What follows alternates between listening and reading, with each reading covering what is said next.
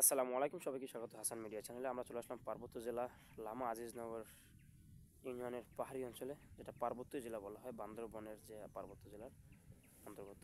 খুবই অদ্ভুত সকালের দৃশ্য, খুবই ঠান্ডা মনোরম পরিবেশ। শীতে আসলে পাহাড়ি অঞ্চলে খুবই একটা কষ্টকর হচ্ছে যে মুরব্বীদের যারা বয়স বেশি তারা আসলে শীতে পাহাড়ি অঞ্চলে যারা থাকে তারা কেমন আসলে আসলে বসবাস করে। প্রচুর ঠান্ডা, দেখতে পাচ্ছেন আমার পিছনে কিন্তু পাহাড়ের অনেক উঁচু নিচু পাহাড় রয়েছে। এই পাহাড়ের, আর আমি যেখানে দাঁড়িয়ে সেটা একটা পাহাড়ের উঁচু স্থান। পাহাড়ের বাতাসগুলো এসে আসলে এই জায়গাগুলোতে আসলে ধাক্কা খায়, যেটা আসলে বোঝাই যায় আসলে এখানে বাতাসে আসলে গাছ কীভাবে নড়ছে। তো সব মিলিয়ে আসলে পাহাড়ে যারা থাকে তাদের খুবই কষ্টের জীবনযাপন করতে হয়, কারণ পাহাড়ি অঞ্চলে সব কিছু আসলে নিয়ামত, অনেক আল্লাহ তাআলার নিয়ামত তো রয়েছে, কিন্তু মানুষের যে সকল প্রয়োজন সুযোগ সুবিধা সেগুলো থেকে অনেকেই বঞ্চিত থাকে পাহাড়ি অঞ্চলে।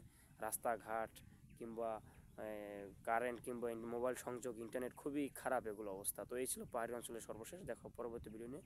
তো ভিডিওটি কেমন হলো কমেন্ট করে জানাবেন। দেখা হবে অন্য সময়। আল্লাহ হাফেজ।